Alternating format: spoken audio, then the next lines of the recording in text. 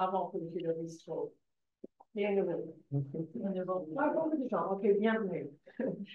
J'ai le grand plaisir de présenter Olivier Brogetta, Céline, notre bonsoir. animateur, notre représentant exceptionnel, un homme de finance, de culture, de la stratégie, en fait, un homme de tout. Oh. Il est incroyable ce qu'il fait. Si, si. Ah, Incroyable pas ce tout à qu'il fait fait. vrai. Et Nelly Duret, qui est venue de la France, du sud de la France. Et en fait, vous allez découvrir un peu sur le parcours de Nelly dans un instant. Donc, merci et bienvenue. Merci Lynn. Merci.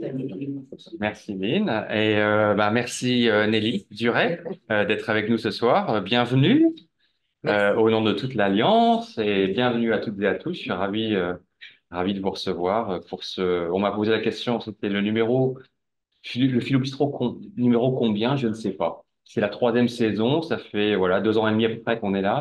Je vois quelques habitués, donc peut-être qu'ils peuvent me dire à combien on en est. Je sais pas moi-même. Mais en tout cas, ce Philo Bistro, il a un cachet particulier, une saveur particulière. Voilà, c'est le mot que je cherchais. Parce que on n'a jamais eu de Philo Bistro, voilà, avec une historienne. En tout cas, pas de ce calibre-là. On a eu des Philo Bistro avec des écrivains, des écrivaines, un homme politique, avec une danseuse, ancienne danseuse de Crazy Horse. Je m'en souviens de cette soirée-là. Avec plein de gens fascinants, mais en tout cas pas avec des historiennes comme Nelly. Donc ce Philo Bistro, il va prendre la forme d'un voyage dans le temps, et puis nous voilà donc dans cette capsule au 13e étage de l'Alliance française, une capsule renommée la salle Augustine Soubeyran, dont on va parler ce soir. Et je trouve ça, je suis pas superstitieux ni religieux, mais en tout cas, je suis sensible aux signes et je trouve que c'est voilà, une belle ligne circulaire que celle-ci, que de se retrouver dans cette salle Augustine Soubeyran avec Nelly Duret qui a écrit un livre. Et d'ailleurs, je n'ai pas le livre avec moi, je dois le prendre. Et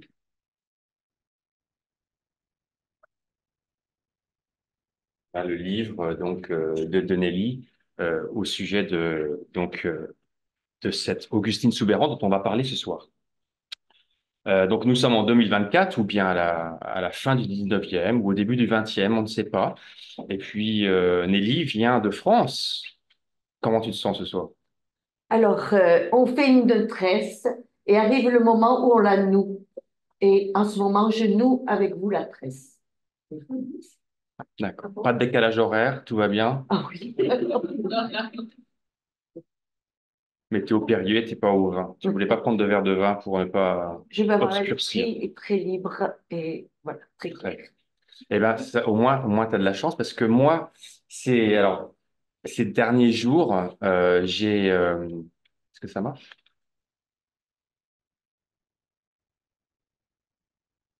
Philippe ou Louise? Oui, Juste Ça le. marche pas. faut le pointer là. Ah, il faut pointer là? Non, faut le pointer sur Philippe. Ou là-bas? Ah, c'était pas dans le clavier. Là, deux. On peut changer de ligne. Ou sinon, je prends le clavier. Non, non, non. Et voilà la technologie. La technologie. Non, c'est pas de mon âge. Voilà. Ces derniers jours, ce qui m'a beaucoup occupé, vous voyez, là, c'est un peu c'est à peu près 50 des 280 cartons que j'ai eu à ouvrir, découvrir pendant que ma femme est à Gold Coast. Donc voilà, donc j'aménage notre maison, on vient de redéménager à Sydney. Donc si jamais je m'assoupis ou que je commence à parler de déménagement, tu me reprends et puis on arrêtera là. Voilà. Enfin, je reviendrai dans le droit chemin. En tout cas, ces satanés cartons, ils m'ont beaucoup occupé, mais ils m'ont occupé voilà, en alternance avec cette Augustine. Donc Nelly, on va parler de toi dans un premier temps. Et puis après, on va parler de ton livre et au travers de lui, de cette Very Talented Augustine Souberan. Mais d'abord, parlons de la Very Talented Nelly Duret, si tu veux bien. Pas spécialement, mais bon. Et puis, on a quelques photos C'était sur le, pas sur le prochain slide, le Philippe. sujet le plus intéressant. Pour moi, c'est Augustine Souberan. Voilà. Je n'interviens que Donc, accessoirement. tu es en grand derrière, tu vois, à différentes étapes de ta vie, j'imagine. Donc, Nelly Duret, donc, tu entres dès l'âge de 15 ans à l'école normale d'institutrice d'Avignon et tu vas vouer ta vie à la pédagogie à partir de ce moment-là. Tu enseigneras de la classe maternelle jusqu'aux classes de terminale et tu enseigneras même dans les prisons. 5 ans. 5 ans dans les prisons, dans la prison Sainte-Anne d'Avignon. Tu as une formation littéraire et historienne. Voilà, histoire et littérature à la faculté d'Aix-en-Provence, qui est une très bonne faculté en France. Tu as été nommé membre du jury pour le recrutement des guides interprètes de la ville d'Avignon, spécialité patrimoine et culture. Euh, et puis on va couvrir le côté people ici. Donc tu es pressenti par Monsieur Bayrou, je ne sais pas si vous connaissez Monsieur Bayrou, alors ministre de l'Éducation nationale, pour prendre en charge les services éducatifs du Palais du Roure d'Avignon. Donc c'est pas mal. Tu dirigeras le groupe d'art et tradition populaire d'Avignon entre 1961 et 2001. Donc c'est pas rien, c'est une longue période. Et puis la vocation internationale de ce groupe va t'entraîner dans le monde entier, en tout cas sur plusieurs continents. Euh, Notamment le Canada, les US, la Russie, la Pologne, le Maroc, la Turquie, Iran, Slovénie, etc. J'en passe et des meilleurs. Attendez, danseuse et chorégraphe pour des manifestations de prestige, y compris dans l'émission télé Le Grand Échiquier. Voilà, Jacques Chancel, et tu as reçu le prix ambassadeur de la ville d'Avignon en 1995. Donc, pas mal de choses dans le CV de Nelly. Et tu es Cévenole, donc habitante des Cévennes depuis près 20 ans. Tu renoues avec tes racines protestantes, toi qui appartiens à une famille de pasteurs.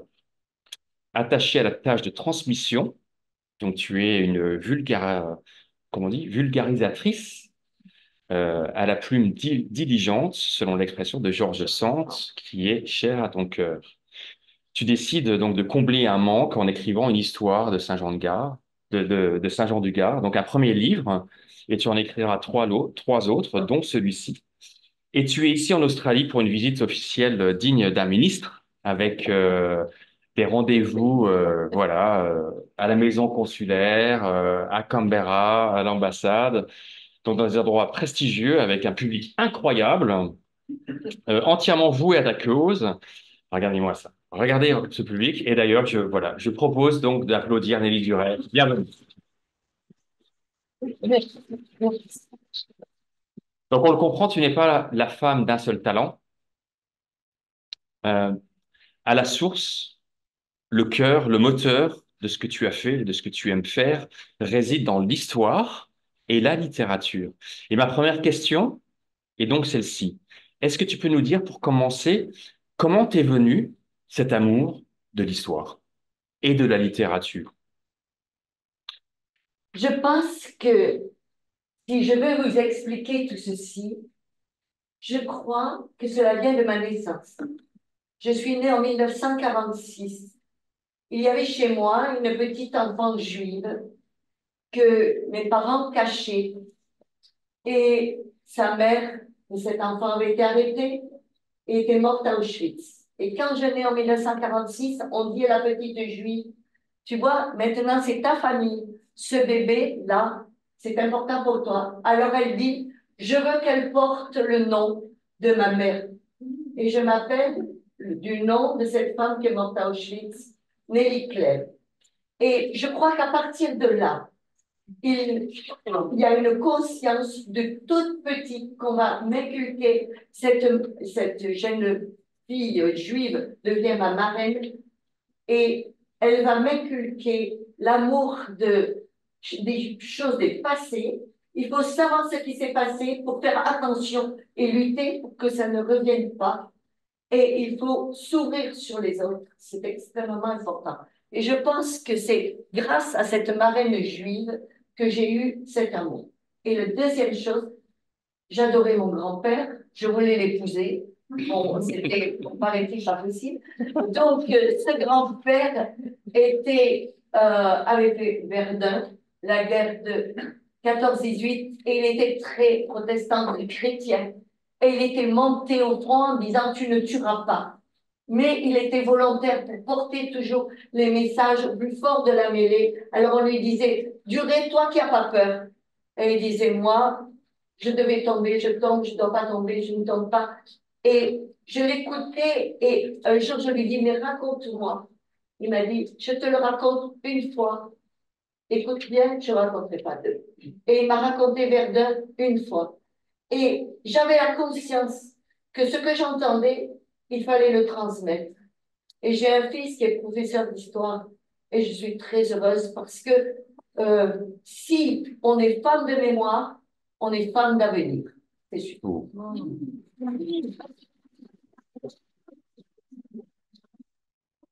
Merci. Merci Nelly. On a oublié d'utiliser les micros. Alors, je vais juste vérifier. Vous entendez bien au fond, avec ou sans micro? Bon, je vais faire un peu avec micro. On va faire un peu avec. Je bouge beaucoup. Merci beaucoup pour cette réponse. Hier, on s'est vu, on a déjeuné ensemble au Café de l'Alliance française. Et quand on s'est laissé, tu m'as posé une question, en fait, tu m'as posé une colle. Tu m'as demandé quel serait l'objectif de ce philo bistrot d'aujourd'hui. Alors, très bonne question, j'ai réfléchi toute la nuit, je me suis retourné encore dans mon lit, et puis finalement, j'ai trouvé. Et finalement, c'est l'objectif du philo bistrot de ce soir, mais aussi en général. Et d'ailleurs, on va passer euh, peut-être au slide d'après, et encore d'après. Et encore d'après, oui. Merci. Euh, donc, pourquoi apprendre? C'est la question que ce monsieur, je ne sais pas si vous connaissez, Giambattista Vico, a posé à un parterre d'étudiants à Naples en 1732. Il donna à cette question une réponse très simple. Il s'agit d'apprendre non pas pour s'enrichir ni se glorifier de ses connaissances, ni même pour devenir sage ou docte ou savant. Vico invoque une toute autre raison, une autre dimension qu'il nomme demente heroica, l'héroïsme de l'esprit. Que peut l'héroïsme de l'esprit? Pour Vico, il contribue au bonheur humain. Cette idée renvoie à l'idée de Descartes, que Descartes se faisait de la générosité et que la philosophe Laurence de Villers appelle le panache. Au lieu d'avoir le regard rivé sur ce qui est petit, il s'agit plutôt d'aller regarder, humer, sentir, explorer une dimension supérieure. Être un héros, dans ce sens, consisterait en ceci qu'il s'agit de s'élever vers une planète sublime en tâchant, comme on peut, mais aussi comme on doit, et le plus souvent possible, de libérer son esprit des choses vulgaires, étriquées, amidonnées. Un proverbe chinois ne dit pas autre chose quand il dit que lorsque le sage regarde la lune, l'idiot regarde dans son doigt. Amoureux des philosophes de l'Antiquité, Vico concluait dans son discours de 1732 avec panache, lui aussi, arguant que le monde est heureusement encore jeune et qu'il reste donc à la jeunesse beaucoup à apprendre tous les jours, heureusement. Et pour cela, pour nous élever au-dessus des valeurs du commerce, de la gloire et d'une sagesse inerte, Vico préconise de cultiver un point de vue généreux, compétent, ouvert, qui fait le tour du monde par les savoirs, mais toujours avec comme visée le bonheur humain. Disparu en 2022, Michel Serres était lui aussi un penseur ouvert aux dimensions encyclopédiques de l'esprit et du savoir. Il expliquait par un exemple simple comment comprendre la différence de fond entre le petit et le grand, entre un échange marchand et la culture, entre un euro de papier et un héros de l'esprit. Si une personne possède un pain et une autre un euro, disait-il, il est facile de comprendre la règle de l'échange. Contre un euro, je peux acheter un pain. Mais supposons, dit Michel, qu'une personne connaisse le théorème de Pythagore, ou un sonnet de Voltaire, ou l'histoire d'Augustine Soubeyron, et qu'une autre ne possède rien. Que se passe-t-il? Il se passe qu'en transmettant le théorème de Pythagore et le sonnet de Voltaire et l'histoire d'Augustine Soubeyron à celui qui n'a rien, au bout des échanges, celui qui savait a gardé ce qu'il possédait, et celui à qui ce savoir a été transmis a reçu quelque chose qu'il ignorait. Dans le premier cas, dit Serre, il y a un équilibre, c'est la marchandise. Dans le second, il y a un accroissement, et c'est la culture. Alors avec le rythme des jours qui accélère et le temps pour penser qui diminue, c'est peut-être le seul défi héroïque que nous ayons à relever pour être des héros de l'existence quotidienne, que celui qui consiste à répondre de manière pratique à la question comment croître, comment grandir, non pas en revenus, non pas en capital, mais en culture, en bonheur et en humanité. Et Nelly Duret, historienne, écrivaine, féministe, le 8 avril 2024, ou le 10 avril 2024 plutôt, aujourd'hui, non, 2 jours, il y a 2 jours, le 8 avril 2024, à la Maison du Consulat, m'a dit, et c'est le prochain slide, Philippe, je suis quelqu'un de simple qui sort de l'oubli des personnages de l'histoire. Rien que ça. N'est-ce pas la meilleure preuve que Nelly Duret est elle aussi dans le même esprit que Vico, une héroïne de l'esprit, dans la grande lignée donc des Vico, Serre et Descartes. Donc merci à toi, euh, Nelly, de m'avoir posé cette question et puis de nous aider ce soir à accroître notre culture, notre bonheur et notre humanité en étant une passeuse d'histoire. Oui, évidemment, tu as raison, mais on n'apprend pas pour soi, mon cher Olivier. On apprend pour partager, bien entendu. Pour vous, vous savez des choses, moi je connais d'autres, mais je suis sûre que de notre échange va naître une richesse extraordinaire. Parce qu'il n'y a qu'un luxe véritable, disait Saint-Exupéry, c'est celui des relations humaines. Et je crois qu'il a tout à fait raison. Merci Nelly. Alors on va passer, d'abord on va parler des Cévennes, parce que tu es Cévenole, en tout cas de cœur et d'adoption, puisque tu es né à Avignon, qui est en Provence, et les Cévennes sont dans une autre région, le Languedoc. Oui, je le précise que vous connaissez tous le Rhône, vous voyez le Rhône qui descend vers la Méditerranée. Alors, quand vous êtes d'un côté du Rhône, c'est-à-dire à l'est du Rhône, on est en Provence et on dit la Provence chante. Effectivement, le provençal chante. Le provençal, c'est pagnol, il s'amuse, il rit et il est très gai. La Provence est profondément catholique parce que c'est inhérent à l'idée provençale, conservatrice et du maintien de quelque chose de très fort. Et puis vous traversez le Rhône, là vous êtes en Languedoc, juste vous traversez. Et là vous arrivez dans les pays protestants. Et là, on ne chante plus, on ne rit plus, on combat. Alors j'ai chanté pendant 50 ans de ma vie, et puis j'ai traversé le Rhône, et aujourd'hui je combats. Et je suis très heureuse de cette façon de voir ma vie. Donc voilà, derrière toi, Nelly, tu as Ah. donc là où sont les Cévennes. Le Rhône ici, ça c'est la Provence et les Cévennes. Quelqu'un connaît, quelqu'un y est déjà allé dans les Cévennes? Oui, levez la main. Ceux qui sont déjà allés. Oui, Nelly. Lynn. Lynn. Bien sûr. Bien sûr, tu y es allé parce que tu as inauguré donc cette place à Saint-Jean-du-Gard. D'accord. D'ailleurs, on va passer au prochain slide de Philippe qui va nous montrer. Voilà. Saint-Jean-du-Gard. Donc Saint-Jean-du-Gard. Petit trait, la gare. Petit trait touristique. Donc la raison pour laquelle on parle de Saint-Jean-du-Gard, c'est que Augustine Soubeyran est née à Saint-Jean-du-Gard, pas loin de chez toi, je crois. Elle est née pas loin de chez moi, tout près dans l'école de Saint-Jean-du-Gard. Alors, il faut bien préciser que dans les villages ordinaires en France, vous avez la mairie. Et de chaque côté de la mairie, vous avez l'école de filles et l'école de garçons. Et c'est les années 1880, 80, 82, l'école laïque, obligatoire et gratuite.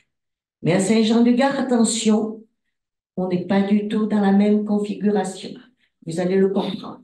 On a un énorme temple protestant, 500 places. Là, dans le temple, il y a un pasteur qui dit, il faut lire la Bible tous les jours. Cela suppose qu'on va apprendre à lire à tous les enfants, les filles comme les garçons. Donc, de chaque côté du temple, vous avez 2 écoles. École de filles, école de garçons. Le temple, 1827. École de filles et de garçons, 1829. Vous voyez qu'on a une large avance sur le reste de la France.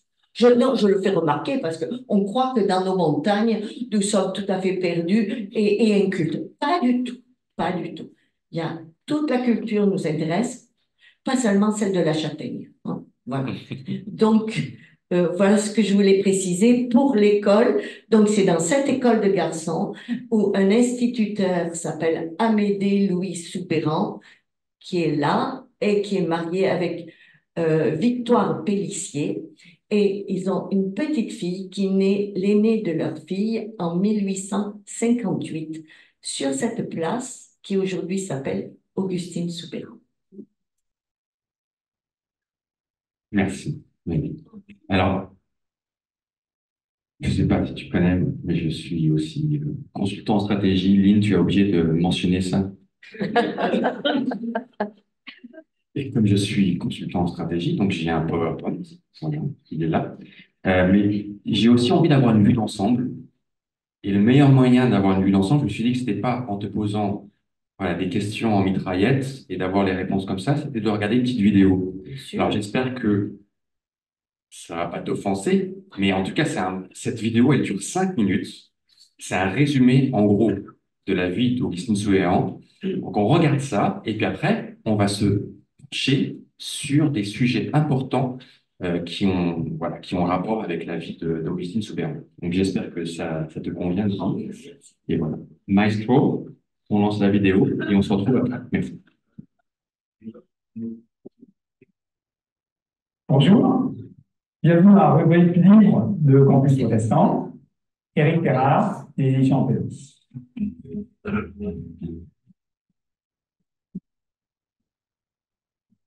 Soubeyran est un peu familier parce que Soubeyran, il y en a beaucoup. Il y en a beaucoup dans l'histoire protestante, il y en a beaucoup dans l'histoire du Sud, mais Augustine, c'est qui Augustine en fait? L'histoire commence classiquement. Augustine est une jeune Cévenole. Ses parents sont instituteurs et institutrices. Ils sont élevés dans l'école de Saint-Jean-du-Gard, où les parents sont enseignants. Et tout se passe bien jusqu'à peu près l'âge de 13 ans où Augustine perd sa mère. Gros traumatisme familial, son père disparaît, elle est élevée avec ses frères par ses oncles. Ses oncles lui payent une formation à Lausanne, dans un institut pour jeunes filles, de bonne famille, formation qui lui permet d'accéder à des postes de gouvernante, c'est-à-dire de préceptrice, dans d'autres bonnes familles. Elle commence en Angleterre. Et en Angleterre, elle se rend compte que même si le pays est assez accueillant, l'Angleterre, c'est protestant comme les Cévennes, les familles bourgeoises ont l'habitude d'utiliser des préceptrices françaises, le métier est difficile et il lui manque quelque chose. Et puis tout d'un coup, en 1884, elle lâche tout et elle part pour l'Australie.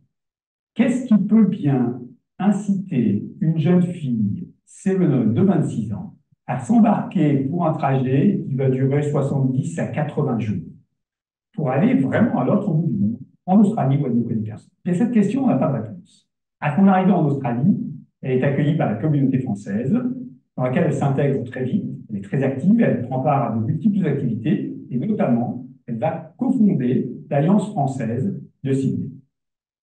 Elle présidera d'ailleurs cette Alliance française un peu plus tard, pendant quelques mois. En parallèle, elle rencontre une jeune femme avec les mêmes intérêts.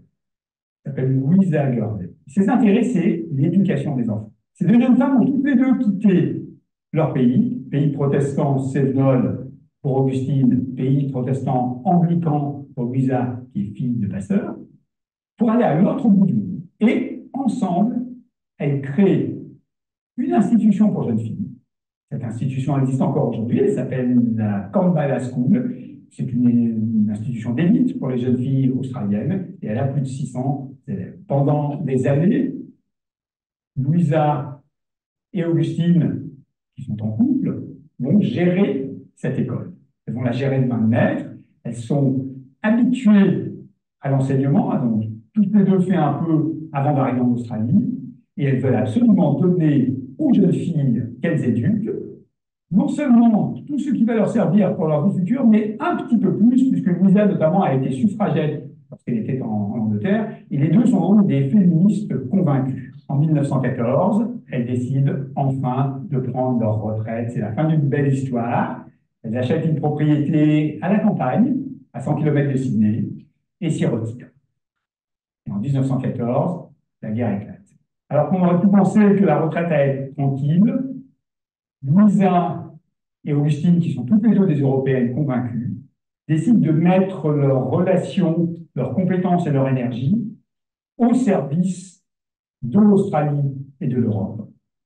L'Australie participe énormément à la Première Guerre mondiale. Plus de 300 000 soldats y sont envoyés, dont plus de la moitié sont soit tués, soit blessés plus ou moins gravement. Très rapidement, Augustine et Louisa reviennent sur Sydney et montent un certain nombre d'activités pour permettre à l'effort de guerre à l'autre bout du monde de se dérouler dans les meilleures conditions. L'Australie est le pays de la laine. Elles ont donc monté, par exemple, un atelier avec plus de 30 ouvrières qui tricotent, tricotent et tricotent. Ils ont envoyé aux soldats qui sont sur le front, dans l'eau, dans la boue et dans le froid, des chaussettes. Cet atelier produira plus d'1 million de chaussettes, toutes faites à la main. La guerre continue et Augustine prend la tête d'une association pour collecter de l'argent pour les villages du front. Et dès que la guerre se termine, elle va elle-même à Paris amener cet argent ainsi que le matériel, les médicaments, etc., qu'elle a collectés pour les distribuer aux villages du front qui ont été excessivement éprouvés.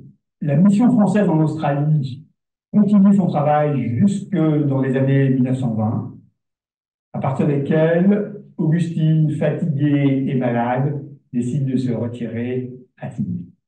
Elle décédera en 1933 des suites d'un cancer. Aujourd'hui encore, en Australie, le nom d'Augustine Soubeyran, dont c'est le nom s'il en fut, est associé à son énorme travail humanitaire pour la reconstruction des villages du front, et bien sûr à son école, Kambala, qui continue à former l'élite des jeunes femmes australiennes.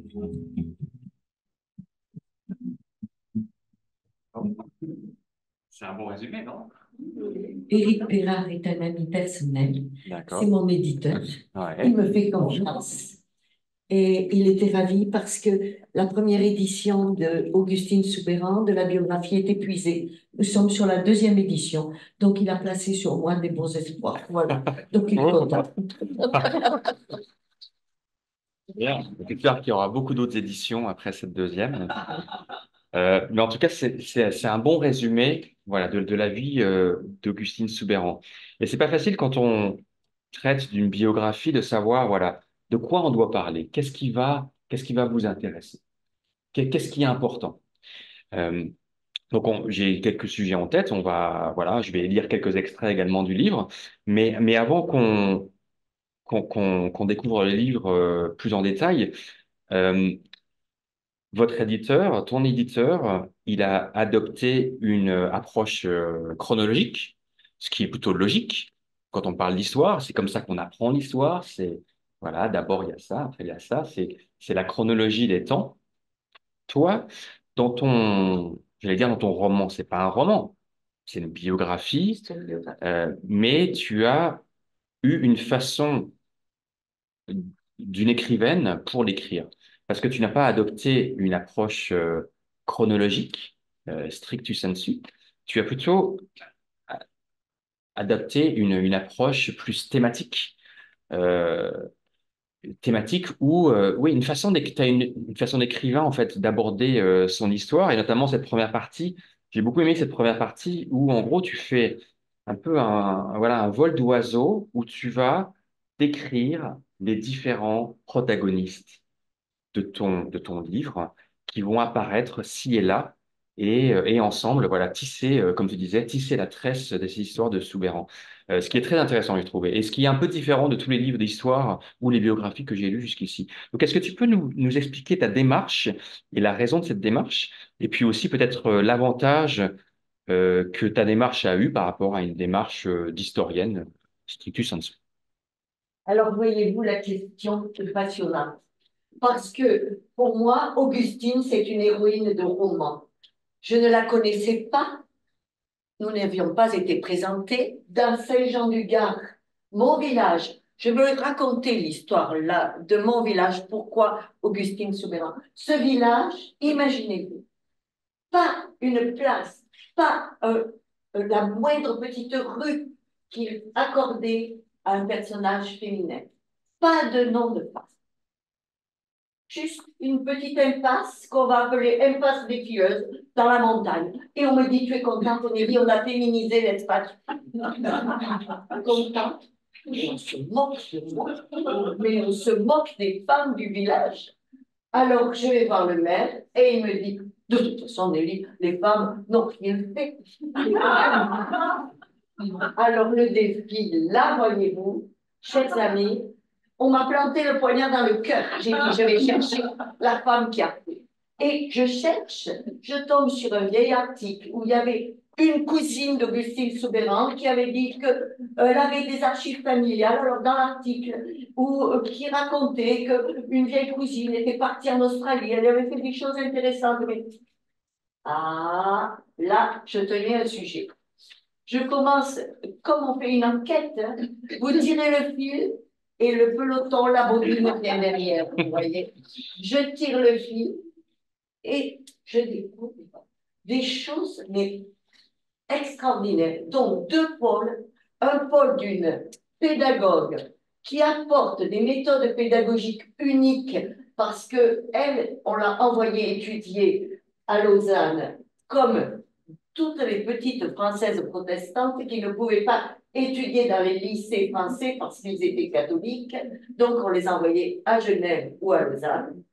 Donc, elle a été impressionnée par les pédagogues suisses, ces pédagogues qui sont des théologiens depuis le XVIe siècle, ou des pasteurs, hein, je pense à Linné, je pense à Pestalozzi, et qui ont donné une structure à la pédagogie et des idées avant-gardistes qu'elle porte. Et elle les apporte ici en Australie. Et elle va les développer avec Louisa Garnet, qui, elle, est suffragette, féministe, mais qui n'est pas pédagogue comme notre amie Augustine. Alors là, il y a un pan de la vie. Et puis, ces jeunes filles, donc Félix, elles ont fondé leur école. L'école fonctionne merveilleusement bien. Nous sommes en juin 1914, elles viennent de vendre leur école. Juin 1914, 28 juin, assassinat de l'archiduc Rodolphe à Sarajevo, début du conflit. Et pour Augustine, il faut imaginer que quand elle était enfant, qu'elle a 10 ans, sa mère meurt, son père disparaît, elle se retrouve, je ne sais pas pourquoi, je ne sais pas comment, à Paris. À Paris, 1870, nous avons l'armée allemande qui est autour de Paris. C'est le siège de Paris. Elle mange du rat, elle mange de l'animal du zoo parce qu'on a tué les animaux. Et lorsqu'après, dans son pensionnat de Kambala, les jeunes filles font la fine bouche, oh, on n'aime pas, c'est pas bon. Si vous aviez mangé du rat comme moi à Paris pendant la guerre de 1870, vous mangeriez ce qui est dans votre assiette. Elle fait flèche de tout bois. C'est une pédagogue qui expérimente. Donc, cette pédagogue qui en 1870, petite fille, elle a donc 12 ans en 1870, elle est à Paris et elle voit l'armée allemande, le pilonnage par le canon, la canonnade sur la ville de Paris. Et elle, française, qui écrira Ce que je n'ai pas pu donner à mes parents, dans mon cœur, je l'ai donné à mon pays natal. La France a remplacé mes parents dans mon cœur. Donc, elle voit son pays amputé de 2 provinces, l'Alsace et la Lorraine. Et ça, pour elle, vous voyez, c'est quelque chose de terrible. Donc, quand arrive 1914, la guerre contre l'Allemagne, qu'elle attend parce que les Français l'attendent, c'est la revanche. Vous n'aurez pas l'Alsace et la Lorraine, et malgré vous, nous resterons français. C'est ce qu'on chante dans les écoles. Et là, elle réfléchit et dit, je vais me lancer vraiment à fond pour aider mon pays. Donc, elle lèvera un trésor de guerre, effectivement, mais c'est une autre action, si vous voulez. À côté de la pédagogue, il y a une deuxième vie qui commence quand elle a 60 ans, 65 ans. Et cette deuxième vie, pour lever le trésor de guerre, pour se battre, le distribuer. Et ce matin, j'étais aux archives, j'ai touché les cahiers sur lesquels elle notait tout ce qu'elle donnait à tel orphelinat, parce qu'elle a fondé 2 orphelinats, et elle était intéressée par les veuves, elle donnait aux veuves. Elle est plus intéressée d'ailleurs par les orphelins et les veuves de guerre, honnêtement, que par le poilu qui se bat dans la tranchée. Parce que c'est une femme qui a le cœur tellement sensible, une sensibilité. Et voilà. Alors, si vous voulez, ce qui m'a passionnée et qui m'a intéressée, c'est cette double approche. C'est-à-dire que le livre est en 2 parties, en fait. Vous voyez, parce que sa vie a 2 faces et qui sont complémentaires parce que c'est toujours le dévouement à autrui, la maîtrise de soi. Et comme disait Vinet et ce qu'elle avait appris, il faut savoir, il faut apprendre pour devenir le serviteur de tous. Voilà. Celui qui est maître de lui peut devenir le serviteur de chacun. Et c'est cette devise qu'elle fera sienne et qu'elle mettra en pratique. Est-ce que j'ai réussi à répondre à ta question? Alors, merci Nelly de cette masterclass. C'est une masterclass. Mais en tout cas, moi, ça me parle parce que je suis de Nancy et voilà, donc la Lorraine. Et on en a parlé un petit peu hier, mais je pense qu'il y a des points communs entre l'Alsace, la Lorraine et les Cévennes, en ce sens, même d'un point de vue différent. Et je crois que il y a une notion de résilience ou voilà, de combativité. Je pense qu'il saute les générations de façon un peu magique, souterraine, mystérieuse, parce que tous mes amis et moi-même en Lorraine, on ressent ce poids de l'histoire, on ressent ce poids de cette région, voilà, qui est passée back and forth entre la France et l'Allemagne, et on ressent ça. Et ça donne je pense, un côté dur quelque part, une âpreté qui est reflétée d'ailleurs dans le climat, en ce qui concerne la Lorraine, un climat continental, très froid en hiver et très chaud en été, mais aussi une certaine, un caractère, une personnalité chez les gens qui sont nés là, même s'ils n'ont pas vécu, bien sûr, toutes ces horreurs. Voilà, c'était une petite aparté. Euh, donc, merci beaucoup, Nelly. On va parler et je vais lire un petit extrait au sujet de Kambala. Donc, Kambala, je ne sais pas si vous connaissez, c'est une école très, très prestigieuse qui a été créée, donc fondée par Augustine. Je vais lire un extrait et puis on va passer au slide suivant, en fait, Philippe. Bonjour. Ah, Voilà. Beaucoup de jeunes, son père familial, son père. Excusez-moi. Ah oui, c'est plus Mais possible. c'était bien, hein. Pascal.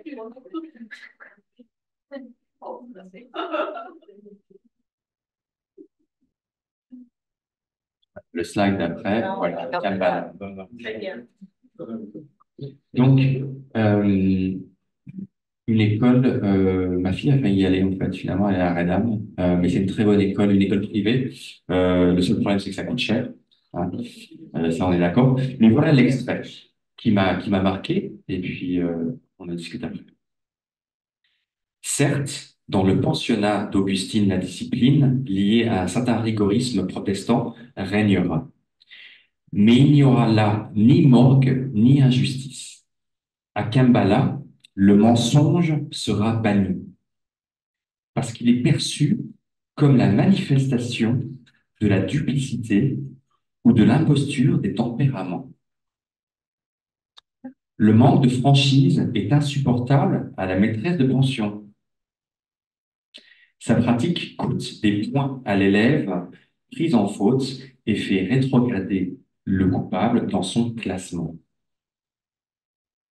Mais le témoin qui rapporte les faits ajoute: l'éducation morale égalait l'instruction, mais cette austérité huguenote, qui ne souffrait point de manquement, était tempérée par la tendresse et la belle humeur.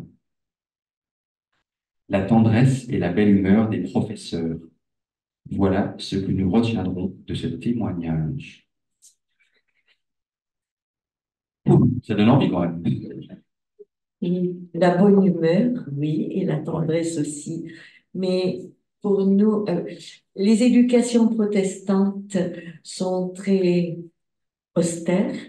Mon grand-père disait que ton oui soit oui, que ton non soit non. Entre les deux, il n'y a pas de place. Vous comprenez qu'on ne va pas faire de la grande diplomatie avec ça, hein. C'est des portes qui nous sont fermées. Voilà. Être de conviction jusqu'au boutiste, c'est Augustine. Et lorsqu'elle décède, Louisa porte témoignage et dit de sa vie, elle n'a jamais menti. C'est-à-dire qu'elle est ce qu'elle est. Et je disais je parlais hier avec Olivier et je disais, Olivier, je suis navrée, on va préparer quelque chose demain, je vais rencontrer des personnes adorables, mais je pourrais pas être autre que ce que je suis parce que ma grand-mère disait, celui qui n'est pointu ne meurt pas carré. Voilà. C'est tout ça. Bonne réponse, bonne réponse. À chaque fois. Je n'y manque pas. Que reste-t-il de l'esprit d'Augustine Soubeyran dans les rangs de l'école Kambala? Toi qui as visité, donc tu es allé dans cette école il y a 2 jours. Donc, quel est le poids de l'héritage ou le cadeau de l'héritage d'Augustine Soubeyran dans cette école qui existe toujours? Comment puis-je répondre devant deux professeurs de Kabbala qui sont ici? Ah, ben, Vous, vraiment, Olivier, je crois que ouais. j'occuperai une place qui n'est pas la mienne. Qui enseigne à Kambala? Et vous parlez français, madame? Oui, bien sûr. Venez ici, s'il vous plaît.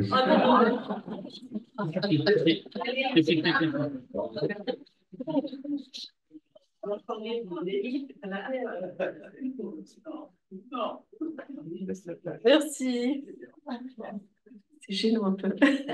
J'ai peur.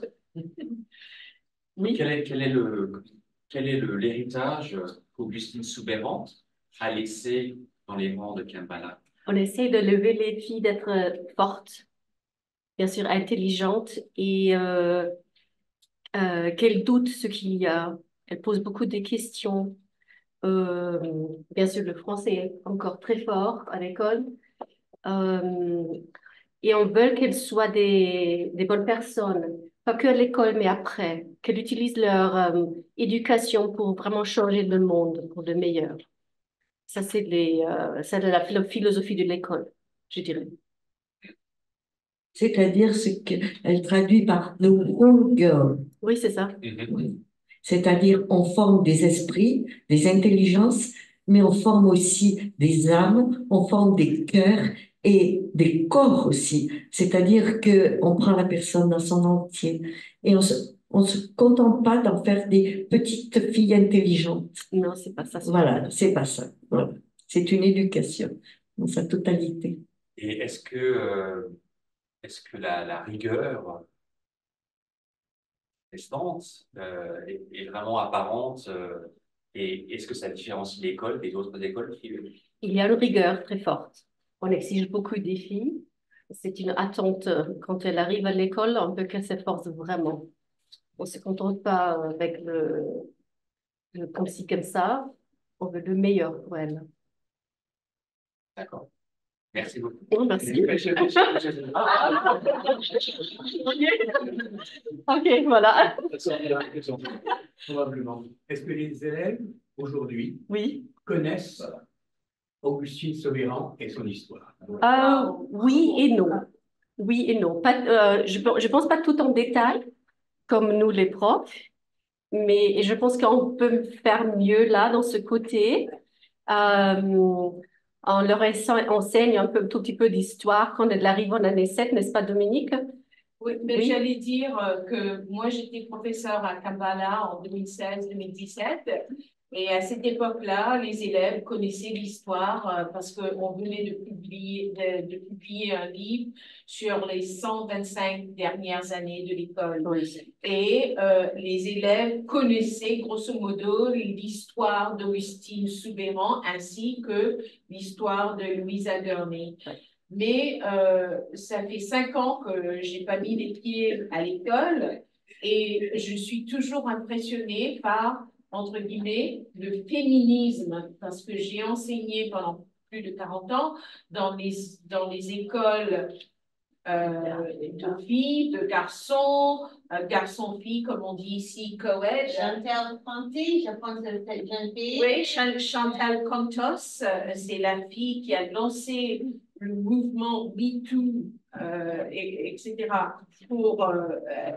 Elle est une ancienne élève de Kambala. Mais ce qui m'a impressionné en n'ayant pas mis les pieds pendant les 5 dernières années à l'école, c'est en montant les escaliers, il y a l'histoire des suffragettes. Okay. Quand les femmes, chaque année, où les femmes ont gagné le droit de vote. Et il n'y avait pas l'Afghanistan, par exemple, mais il y avait chaque pays. Et ça s'est arrêté en quelle année? 68 ou quelque chose comme ça. Et c'est, comme on dit en anglais, empowering. C'est vraiment... ça donne du pouvoir, de l'ambition aux filles pour devenir qu'elles peuvent réussir dans le monde, elles peuvent aller de l'avant. Et ça, moi, je pense que c'est ça l'héritage d'Augustine Sobéran. C'est très juste. Louisa Gurney. Tu as raison, Dominique. Pour Augustine et pour Louisa, elles arrivent, elles vont monter leur école alors que l'université vient de s'ouvrir pour les filles. Et elles ont une idée très précise du fait qu'elles vont former des filles qui vont aller sur les bancs de l'université où elles doivent être les égales intellectuellement des garçons. Donc, elles ne vont pas rester de côté, mais elles iront chercher les garçons sur le plan intellectuel et elles vont rivaliser avec eux et elles vont l'emporter parfois. Donc pour elle, Louisa Gurney est une matheuse, mathématicienne. Elle n'a pas pu aller à l'université en mathématiques en Angleterre parce que l'université n'était pas ouverte aux filles. Notre amie Augustine est une profonde littéraire. Elle vibre sur les textes, elle lit Madame de Sévigné aux élèves. Elle a une sensibilité extraordinaire.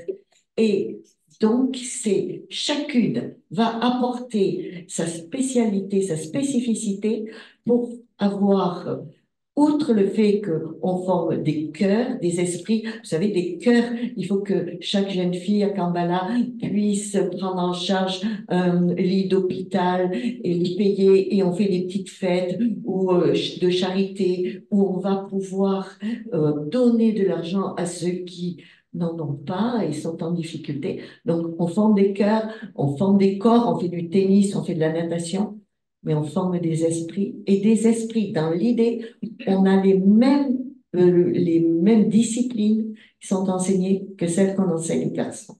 Ce qui est tout à fait différent en France à l'époque, parce que les filles n'ont, par exemple, pas accès ni au grec, ni au latin, Et alors, notez bien qu'en France, à l'époque, et même jusque très tardivement, jusqu'à la guerre de 14-18, le baccalauréat, pour avoir un baccalauréat, il est obligatoire d'avoir une épreuve de grec et de latin, mais les filles, on ne leur enseigne ni le grec ni le latin. Donc, elles ne peuvent pas se présenter au baccalauréat, même si elles devraient pouvoir, on les empêche. Alors, celles qui prennent des cours particuliers pourront se présenter, mais c'est une infime minorité. Merci, merci. Toujours sur le thème de l'école, parce que je crois que c'est un thème important, il y a peut-être des parents dans la salle. Moi-même, même si j'étais plutôt un bon élève en France, j'ai quand même été meurtri par le système en France. Je trouve que c'est un système vraiment qui est assez punitif, un système élitiste, voilà, qui est fait, plutôt fait pour les bons élèves que les moins bons. Euh, et toi-même, Nelly, tu m'as dit que tu aimais les élèves, mais pas l'école, pas l'institution, surtout suite à la dernière inspection de l'éducation nationale, parce que vous savez, il y a un système d'inspection. Tous les profs reçoivent voilà, un inspecteur, une inspectrice dans leur classe pour s'assurer que la façon d'enseigner à la française est bien observée. Et j'ai compris que ça s'était pas très bien passé pour toi, Kelly. En tout cas, c'était une inspection qui a ressemblé à une dragonnade. Donc, est-ce que tu crois que l'évolution de l'école, j'allais dire en France, mais est-ce que tu es en France, va dans le bon sens ou pas? Alors, avant de parler d'aujourd'hui, je vais remonter dans le passé. Je vais vous parler d'Alphonse Daudet. Bien sûr, on connaît Alphonse Daudet. Il raconte dans le Petit Chose, il est né en 1840, Alphonse Daudet. Augustine, 1858. Vous voyez, ils ont 20 ans d'écart. Il raconte que quand il était puni, on lui faisait lécher le parterre et qu'il y avait de la poussière et des petits cailloux et qu'il avait la langue ensanglantée. Voilà, c'est l'époque. Donc, vous voyez comment c'était cruel et que quand Augustine, elle dit, il faut être bienveillant, il faut avoir de la tendresse, il faut aimer les élèves, ce n'est pas la chose la mieux partagée du monde. C'est une nouveauté. Elle est avant-gardiste, là. Alors, par la suite, moi, quand j'ai commencé à enseigner, il y avait ce qu'on appelait la pédagogie de la vieille estrade. Vous avez une estrade, vous montez sur l'estrade et vous dominez la classe, vous dominez les élèves. Alors, des fois, c'est intéressant parce que j'ai travaillé dans les banlieues de Marseille. Heureusement que je dominais ces grands garçons de 16 ans qui étaient plus grands que moi. Donc, l'estrade m'était était bienveillante. Mais ceci dit, moi, je me souvenais d'avoir un jour jeté mes cahiers et mes livres dans une poubelle et en disant je n'irai plus jamais à l'école parce que c'était un lieu d'humiliation, un lieu où on n'était pas reconnu pour ce qu'on était parce que chacun a un talent. Alors, ce talent, le professeur de maths, il voyait pas mon talent, mais évidemment, je n'étais pas dans la bonne discipline. Mais donc, tout ceci, je l'avais vécu et j'ai dit, je ne le ferai pas vivre à mes élèves. Et mes élèves m'ont beaucoup amusé. Il y en avait un qui m'amusait beaucoup. Il rentrait toujours pour me faire, pour me provoquer. Je le voyais rentrer en classe, il rentrait en reculant. Alors, je disais, pourquoi tu rentres en reculant? Madame, c'est pour me donner l'impression que je sors. Je trouvais ça magnifique, d'intelligence et le plus beau compliment que prof d'histoire j'ai reçu. Je vous le dis parce que c'est unique. Donc, je racontais, je faisais le cours. Moi, les dates, peu importe les dates, on était dans quelque chose, on créait un univers, une atmosphère. Et un élève me dit, mais vraiment, madame, vraiment, vous l'avez connue, Jeanne d'Arc? C'est un beau compliment. J'étais sur le rempart avec elle. Votre élève, ton élève qui, voilà, qui rentre en reculant pour se faire croire qu'il sort, ça aurait pu être Boris Vian. Oui, par exemple. exactement. C'est vrai? Non, non, mais j'avais des élèves qui avaient des talents dans une... L'histoire est vraie, c'est une anecdote vraie. Un élève je rentre dans une classe d'élèves perdus pour les études. C'était des élèves en pré-apprentissage. Et je dis, faites-moi tous un texte. Et je relève les textes et je lis le premier texte. Moi, qui suis née entre les deux guerres, la dernière et la future, je vois tomber les feuilles des arbres comme des vieilles filles esselées. Je reste stupéfaite et je dis qui a écrit ça? Il y a un grand gros monsieur, garçon qui me dit, c'est moi, madame. Pourquoi? Je dis, mais qu'est-ce que tu fais dans cette classe? Une classe qui était vraiment pour les élèves qui ne pouvaient pas suivre les études. Il me dit, parce que j'ai frappé ma prof. Eh bien, eh bien, pourquoi as-tu frappé ta prof? Parce qu'elle voulait que j'enlève mon bonnet. Garde-le ton bonnet, garde-le, et on va faire quelque chose ensemble. Je ne sais pas si vous êtes d'accord, mais Nelly, elle me fait penser à... C'est un peu une Lucini. Une Lucini féminine, quoi. On va vraiment sur une question, après c'est des envolées lyriques, avec des anecdotes, et vraiment, c'est un vrai talent. Hein.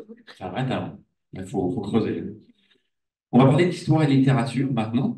Euh, je vais vous lire un extrait. Donc, c'est page 89. C'est sous un chapitre qui s'appelle La fondation de l'Alliance française. Donc, voilà. Avec Augustine, tout commence souvent par l'amour qu'elle porte à sa langue natale et à sa littérature. Cet attachement sera à la source d'un engagement total pour en assurer la promotion. Ça me parle, ça. La franco-australienne va donc rejoindre la communauté des résidents français et se placer au service du consul Pierre Donnet pour œuvrer en faveur de la civilisation française dans la ville de Sydney. Donc, et séparément, donc Augustine Soubeyrand, elle a été influencée par un certain nombre de romancières, notamment romancières britanniques. Et Philippe, si on peut passer au slide suivant, je crois que c'est intéressant de s'arrêter un peu là-dessus. Donc, les romancières britanniques qui ont très bien décrit le déclassement, voilà, des femmes qui ont peu de choix, soit le choix de se marier si elles ont une dot, ou alors de se placer comme gouvernantes si elles sont nées de la bonne façon. Euh, donc, il y a le roman Jane Eyre, donc de Charlotte Brontë, sur la gauche, et puis à droite, je ne sais pas si vous reconnaissez, c'est George Eliot. Euh, donc qui me fait penser aussi à George Sand, donc c'est marrant, toutes ces autrices qui ont pris des pseudonymes aussi masculins, ça dit beaucoup de l'époque, sans doute. Et ma question, la voici. Quel rôle la littérature, et notamment la littérature des romancières britanniques, a-t-elle joué dans la vie d'Augustine Soubeyrand et dans la tienne, Nelly Durand? Alors, Augustine Soubeyrand va se placer comme gouvernante, tout comme Charlotte Brontë. Elle a le même parcours, mais la gouvernante est entre l'arbre et l'écorce. Elle n'appartient pas à la domination des maîtres, elle est sous leur domination, et elle est au-dessus des domestiques. Donc, elle est jalousée par les domestiques, n'est pas reconnue par les maîtres comme une égale, et sa position, pour elle, elle dit, nous les souverains, il faut toujours qu'on soit en tête de la parade. Voilà. Elle a un orgueil démesuré. Donc, pour elle, la position de gouvernante n'est pas tenable. Et c'est pour ça qu'elle s'embarque pour l'Australie, parce qu'elle le fait 2 tentatives. Elle ne peut pas se marier, elle n'a pas de dot, il n'y a pas d'argent, donc elle n'a que son érudition à monnayer. Voilà. Alors, donc, la littérature, pour elle, elle a lu aussi Les Enfants du Capitaine Grant de Jules Verne, avec cette histoire en Australie. Voilà, elle rêve à partir de la littérature. Et je crois que le livre de Jules Verne est extrêmement important pour elle. Et puis, pour moi, la littérature, j'ai jamais pu choisir entre l'histoire et la littérature, et en faculté, je faisais mon double cursus parce que j'adorais George Sand. Et j'ai travaillé sur Animus et Anima chez George Sand, le principe féminin et le principe masculin dans une romancière. Et il est magnifiquement bien expliqué et exploité dans ses romans. Tous les ans, je vais à Nohant, chez elle, dans le Berry. Il y a de magnifiques concerts de piano, évidemment. Et on voit toute cette vie. C'est une femme, pour moi, Et c'est là que la littérature prend tout son sens, c'est-à-dire que c'est une femme complètement. Elle fait ses confitures, elle se baigne dans l'eau de la rivière, elle a fait capitonner pour Chopin une pièce, elle s'occupe de ses enfants, elle est partout. Et la nuit, elle écrit. Et elle livre, c'est la première à vivre de sa plume. Elle livre, c'est pas son mari qui l'entretient, puisqu'elle divorce.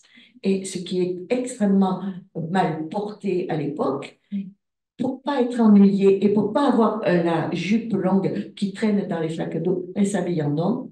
Hein, et elle sera donc très longtemps habillée en homme. Et pour voyager, c'est beaucoup plus intéressant.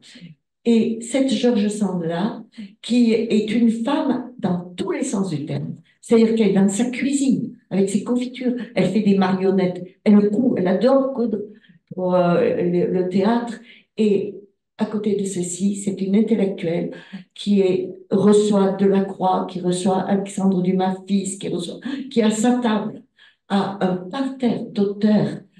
Évidemment, elle est très liée à Flaubert. Hein. Flaubert, c'est son amour de cœur, quoi. Hein. Il y a une sensibilité entre les deux. Donc, toute cette littérature-là est en même temps n'est jamais séparée du quotidien. C'est pas une intellectuelle pure. C'est cette totalité de la femme que j'admire beaucoup. Voilà. Merci. On va parler de Augustine Soubeyrand et des Cévennes et du paysage des Cévennes et de ce que les Cévennes ou une région peuvent instiller dans une personne. Et moi, je pense à, je ne sais pas si vous connaissez Laurence Durrell, qui est un poète britannique, et qui a dit une phrase que j'aime beaucoup, nous sommes les enfants de notre paysage. On est? We are the children of our landscape. Et c'est pas mal ça.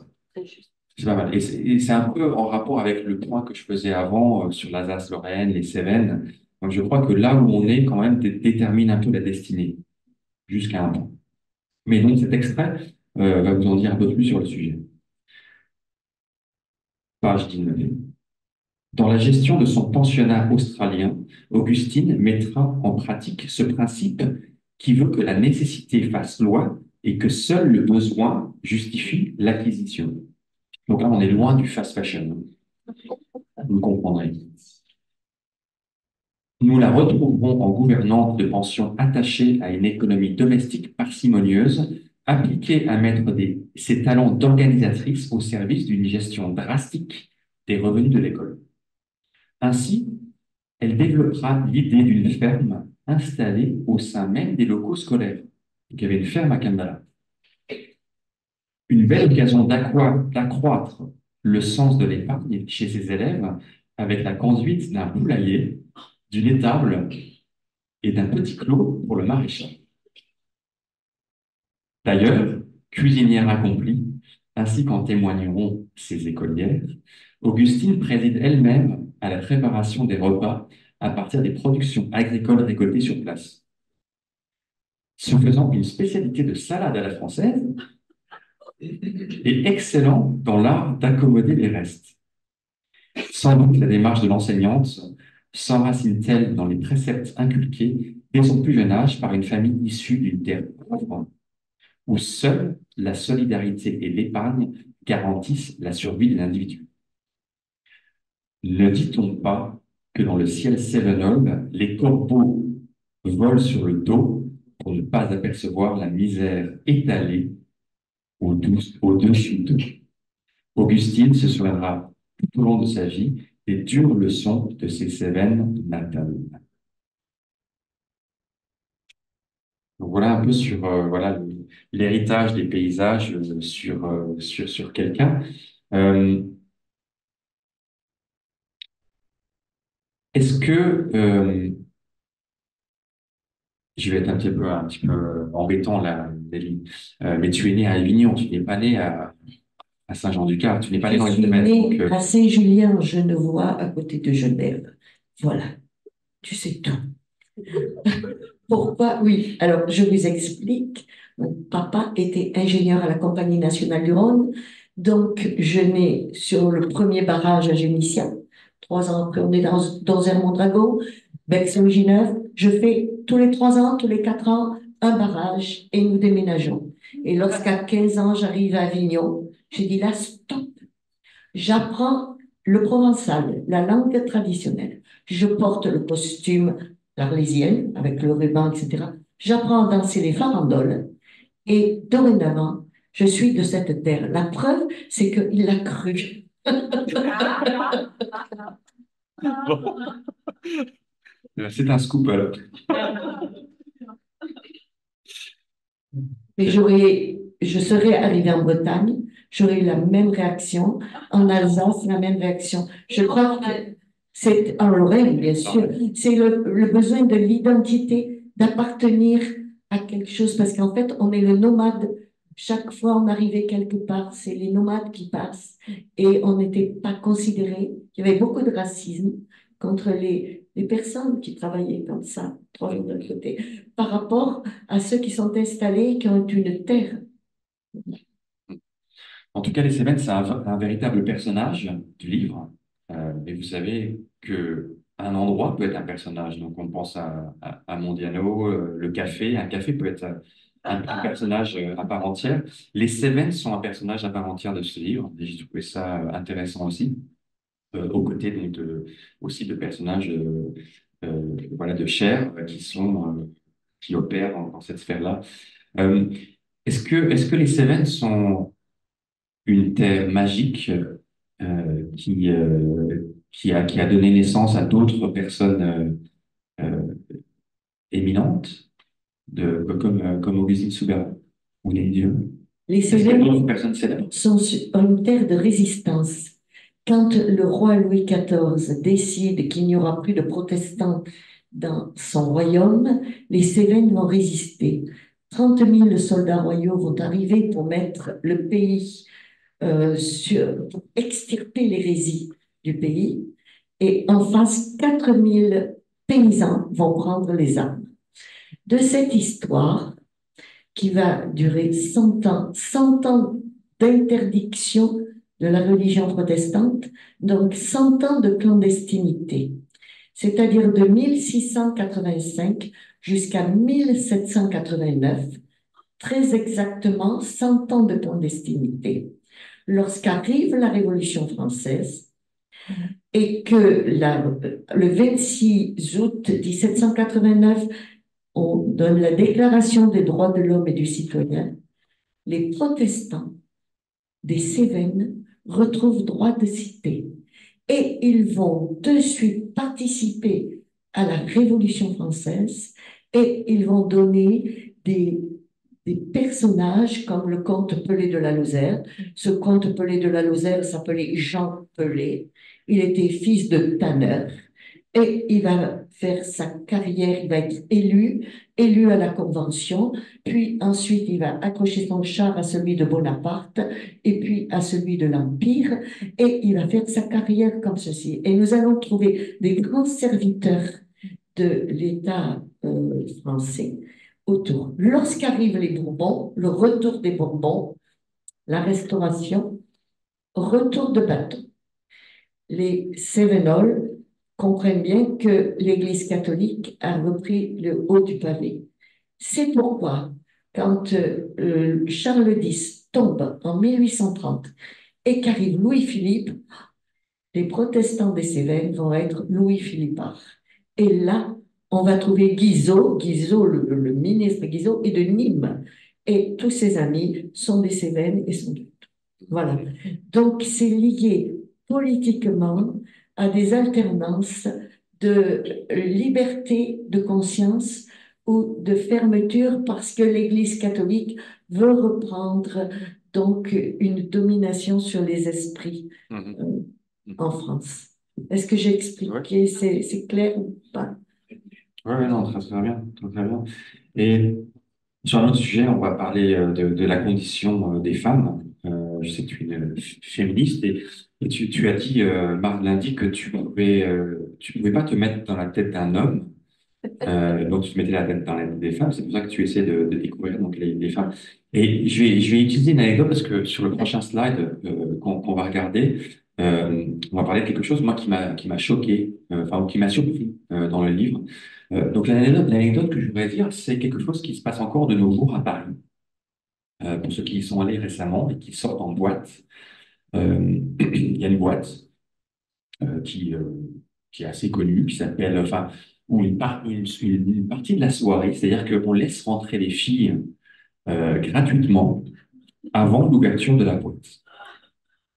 Donc, on dit aux filles, voilà, les filles, rentrez, vous rentrez gratuitement, on vous paye même un verre, et puis après, à 11 heures du soir, ou minuit, on ouvre la boîte, et en gros, les garçons peuvent rentrer et payer.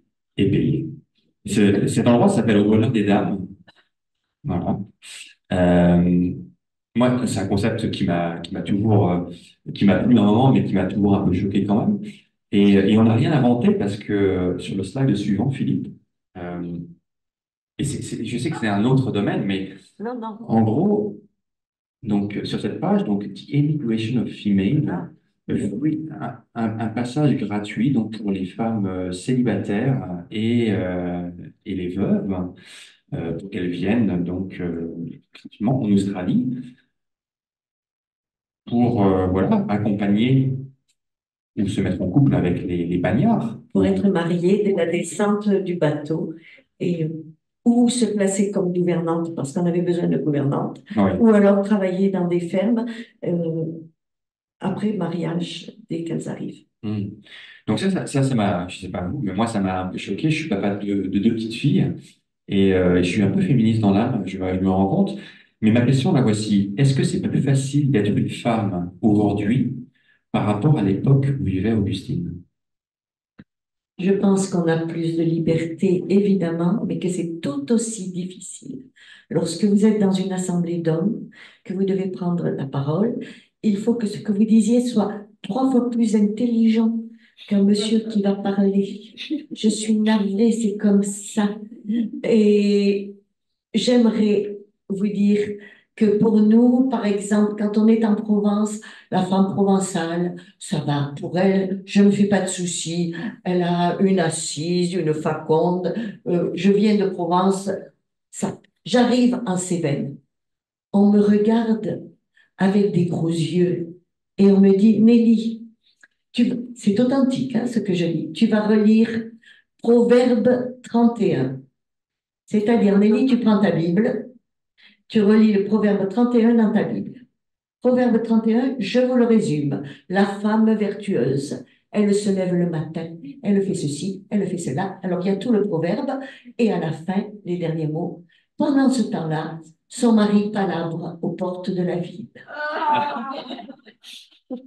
Voilà, vous avez compris qu'aujourd'hui encore, parce que je ne vous parle pas du Moyen-Âge, hein, je vous parle de ce qu'on m'a dit quand je suis arrivée en Cévennes. Voilà. On m'a dit, Nelly, tu relis Proverbe 31 parce que tu as du bec, tu as une façon de parler, tu prends la parole face à un homme, et puis si tu n'es pas d'accord, tu le fais taire. Et je ne sais pas si je l'ai raconté, mais le fait que je vais cette place Augustine Soubeyran, quand je dis au maire, je me fais enchaîner au monument aux morts et bâillonner, et je fais la grève de la faim si vous ne donnez pas le nom de place Soubeyran. Et le maire dit à son conseil, elle est capable de le faire, alors on va changer le nom de la place. Et ils avaient raison, j'étais capable de le faire. Ceci répond au fait que la féminisation de l'espace public, c'est encore pas évident. Hmm. Mais ça va dans le bon sens. Ça va dans le bon sens. Si lentement. Et sur le même sujet, les femmes ont porté des Joséphine Baker, et il en faut d'autres, il en faut d'autres. Le temps passe, mais on va lire un dernier extrait. Et après, on passera aux questions du public. Donc, pensez à votre question pour Nelly. Donc, un extrait au sujet de la famille. Et il y a le thème un peu du secret dans ce livre, le secret du père. Le secret du père qui est mort tu m'as dit, Nelly, mort en 1906, mais pas en 1870, comme on a pu le prétendre. Donc, on ne sait pas ce qu'il est devenu, s'il s'est refait une vie un peu incognito. Donc, grandir sans père, sans figure paternelle, pour une jeune fille, c'est dur. Et on le sent tout au long du livre. une certaine rancœur, une certaine colère chez Augustine Soubeyrand, une frustration en tout cas. Elle est un peu empêchée. Et voilà. Donc je vais juste lire cet extrait, et puis après on finira avec une dernière question avant de passer au vôtre. Lors de la disparition maternelle, l'adolescente est à Paris. Quelles raisons ont motivé cet exil? Nous l'ignorons. Nous sommes là au seuil d'un secret de famille que nous ne percevons pas. Que s'est-il passé dans la destinée du père pour que celui-ci ait disparu de la vie de ses enfants? Quel secret indicible Louis Amédée a-t-il emporté avec lui? Le mystère demeure entier.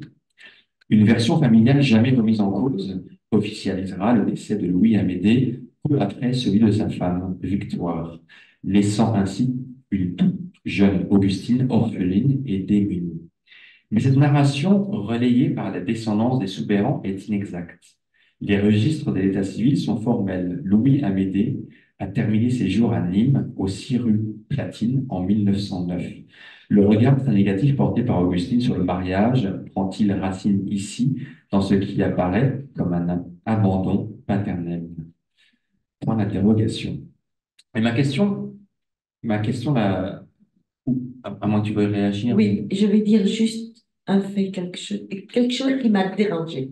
C'est-à-dire qu'il y a des lecteurs sont venus et m'ont dit, mais là, on la retrouve à Paris, mais pourquoi vous n'avez pas inventé, créé quelque chose et fait un lien? Parce que j'écris une biographie, j'ai fait une enquête. Quand je ne sais pas, je dis je ne sais pas. C'est-à-dire que ce n'est pas un roman, ce n'est pas une biographie romancée. Tout ce qui est écrit est très exact et peut-être attesté. Voilà. D'accord. Merci de cette précision. Alors, Augustine, ce qui est un peu ambigu dans le livre, je ne sais pas si c'est en rapport avec son père ou avec son histoire, mais en tout cas, Louisa et Augustine, donc qui sont les deux cofondatrices de Kabbala, on en comprend, elles sont en couple. Ton éditeur le dit. Mais toi, tu n'en fais pas part dans ce livre, en tout cas pas de façon ouverte. Pourquoi cette omission?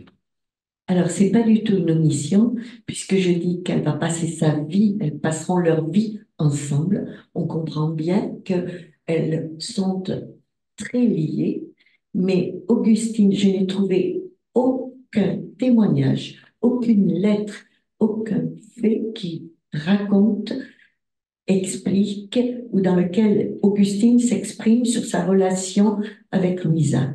Il existe peut-être des lettres dans lesquelles elle écrit à son oncle et elle explique la place qu'a Louisa à côté d'elle. Seulement ces lettres ont peut-être été censurées et elles m'ont échappé. Je ne les ai pas trouvées. Et comme je le disais tout à l'heure, je me suis fait une gloire de n'écrire que ce qui était attesté. Voilà. Très bien, très bien. Et, ouais. Et ma dernière question, c'est donc elle a fait tricoter 1 million de chaussettes pour les poilus dans les tranchées, mais tu m'as dit aussi qu'en fait elle s'en foutait un peu des poilus dans les tranchées. Ce qui l'importait, c'était les orphelins, les veuves. Donc est-ce que la disparition de son père n'a-t-elle pas quelque part instillé en elle une détestation des hommes? Je pense qu'il y avait une détestation des hommes, sauf de l'oncle bien-aimé et de son cousin Louis. Parce que, alors, d'abord, je précise, les femmes le savent, je le dis pour les messieurs, vous ne le savez peut-être pas, mais les chaussettes, ça se tricote à 4 aiguilles, hein, messieurs. Voilà. C'est très difficile. N'allez pas imaginer que c'est simple.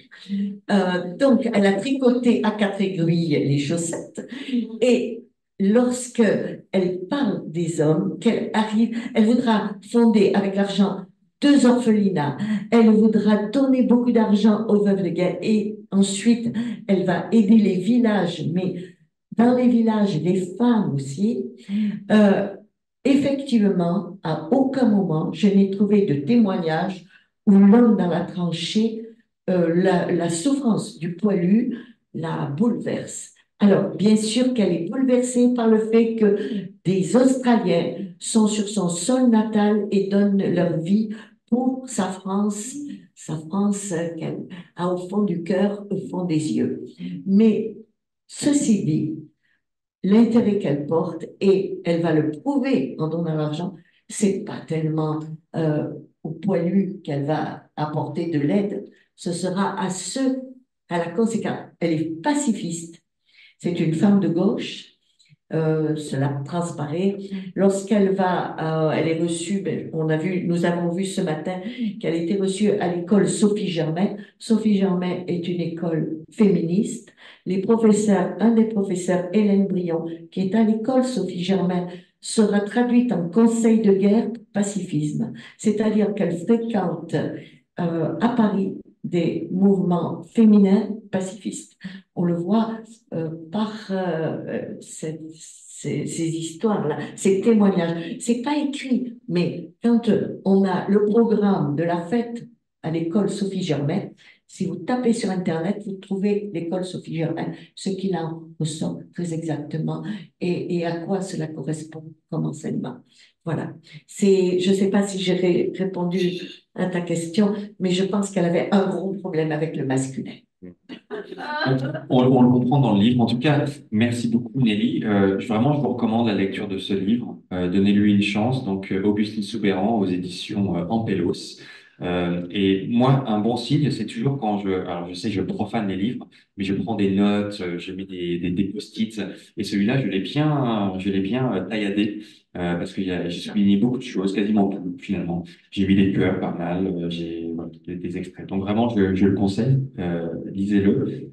C'est une mine d'informations et c'est drôle à des moments. C'est vraiment ça. Donc voilà. Donc merci. Maintenant, the stage is yours. Donc, qui voudrait poser une question à Nelly? Allez-y. Est-ce que tu penses qu'elle était intéressée avec Colette à cette époque? Elle était très liée à cette époque, Colette?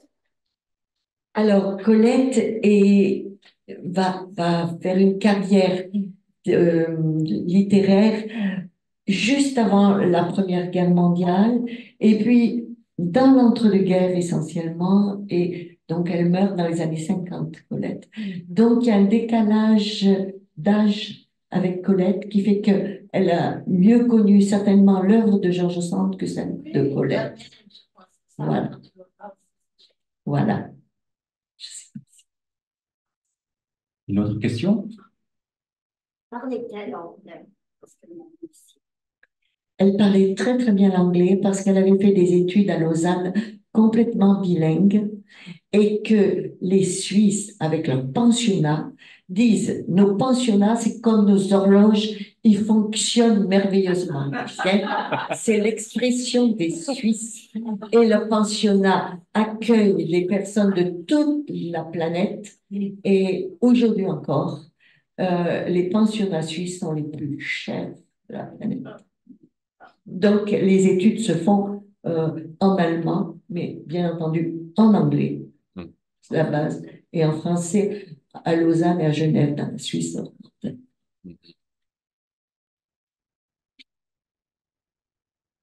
Question d'un... Oui. J'en remarque, j'ai trois filles qui fait l'étude à Aspen, qui est l'école rivale de Kampala.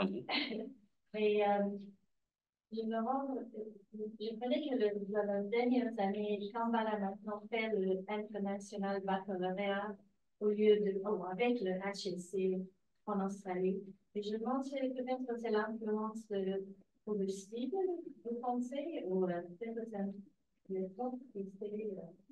Non, c'est plutôt pour avoir une ouverture plus internationale. C'est plus facile parce qu'on a plein des élèves qui partent pour faire des études à l'étranger et c'est pour ça que c'est plus facile d'avoir le baccalauréat international.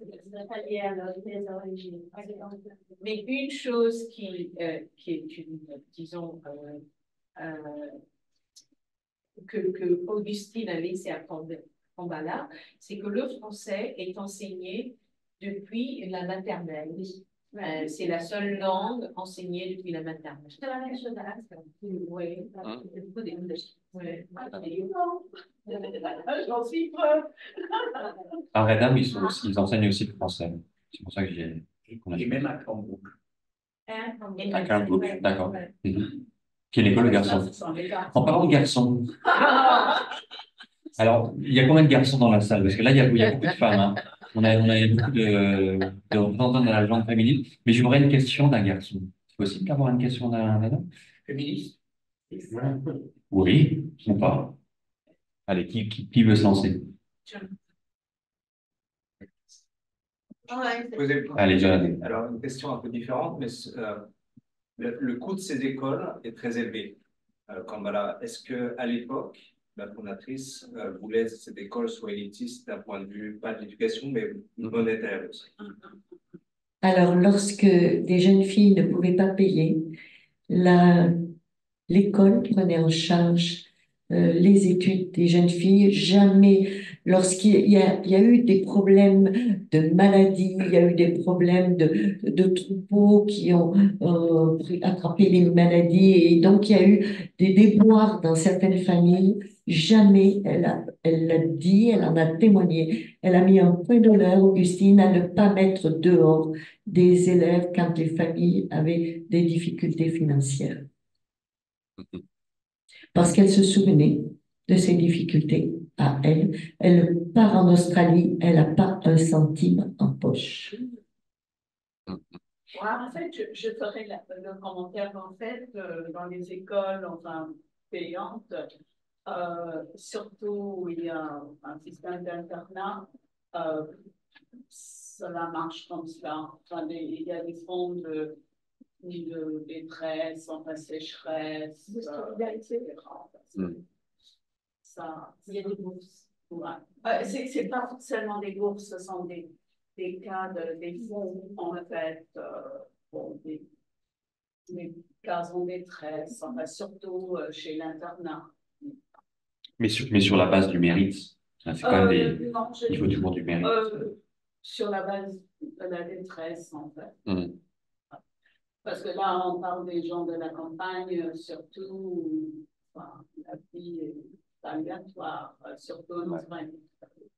Mais honnêtement, le problème que vous posez là, pour moi, je vous l'explique. J'arrive des Cévennes. La Cévennes, c'est une région très pauvre.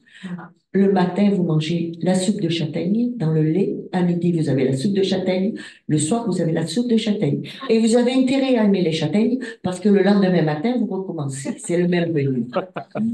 Donc, voyez-vous, cette région si pauvre qui n'a jamais eu de famine, parce que la châtaigne, ça tient au ventre. Donc, cette région si pauvre, Augustine qui n'a rien, qui arrive de cette région-là, elle va monter son école avec Louisa, elle monte une école. Cette école commence petit avec 12 élèves, puis petit à petit, on a 30 internes et 30 élèves qui arrivent de l'extérieur.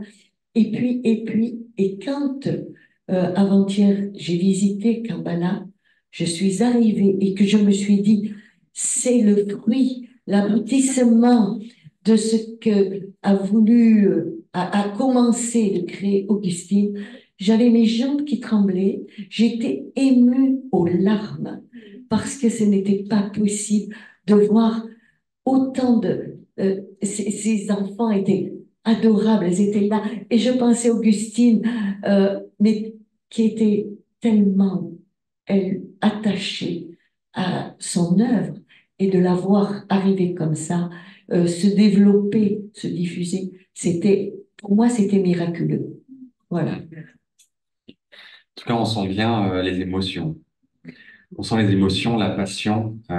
Et peut-être que si on avait plus de profs comme ça en France, que ce soit dans le public ou dans le privé, peut-être que ça ferait une différence, ça inspirerait beaucoup plus d'élèves. Voilà. Donc, merci beaucoup, Nelly Duret, d'avoir...